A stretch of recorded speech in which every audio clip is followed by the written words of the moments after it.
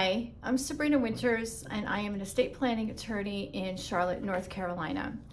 Today I wanted to talk to you about an anniversary month for an event that happened in our family 3 years ago. But it's coming at a really good time because I had a conversation with a client yesterday that kind of brought that event back into my memory, that kind of really wrapped into a lot of what we were talking about with their estate plan. And I think it's important to understand the mental process that you need to go through when you're picking people that are going to be helping you in your estate plan. But more specifically for this, it's your healthcare agents. So my client and I were talking about, who do you trust to make these medical decisions for you when you can't do them yourselves for each other?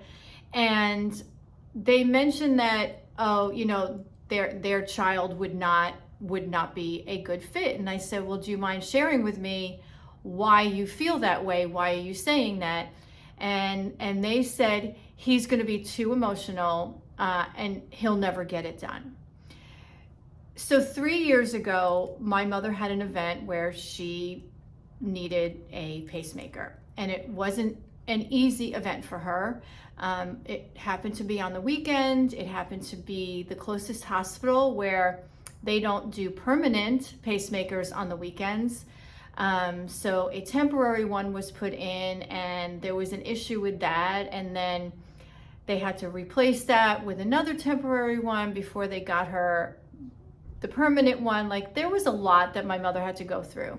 And she has 3 kids. And of course, I've done their estate plan. And out of the 3 of us, I'm like the non-medical one. Both of my siblings, some of their, spouses are in the medical field. And, they're the ones that are supposed to be making these decisions on purpose. Because I was very honest with my parents when we were doing this and putting this plan in place for them that, I probably won't be the best person for you, but we need to put us down. And they agreed. And so that was it. We had the plan in place.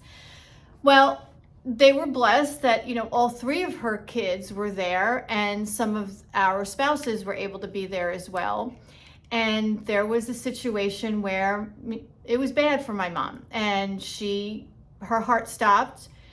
And we were all there in the room, and I was at her feet the whole time, rubbing her feet, telling her that it was going to be okay. And we were not going to leave her, because that's where we needed to be, and we were going to be right there with her.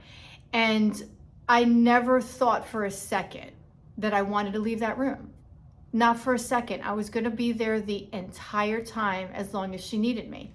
And of course, my siblings were there too, but it was expected that they were going to keep it together during this time. And it was always expected that, Sabrina's the emotional one. Sabrina's really connected to her dad and her mom, and it's probably not the best person to have in a situation like that.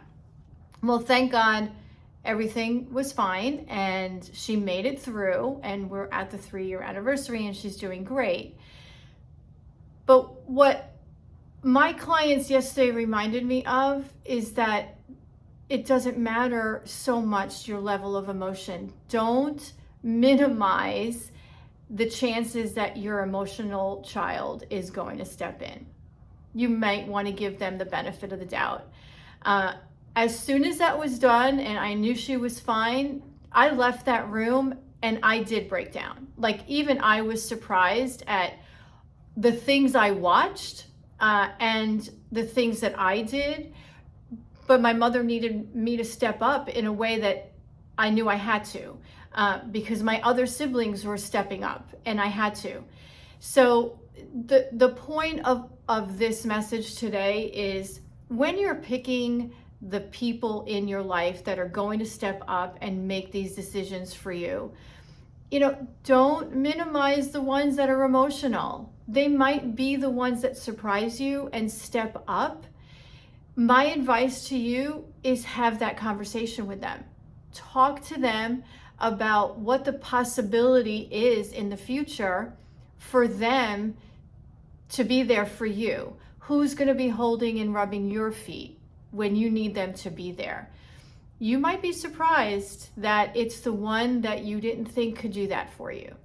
So I would just welcome you to think about that when you're making these decisions and make the best choice for yourself, but don't give up on us that are a little more emotional than we like to admit.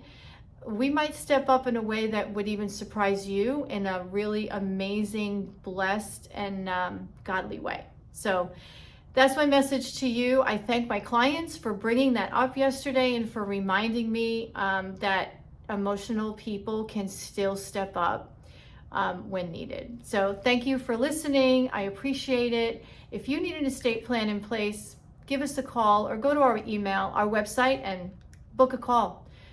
We'd like to get that done for you. Thanks so much and have a great day.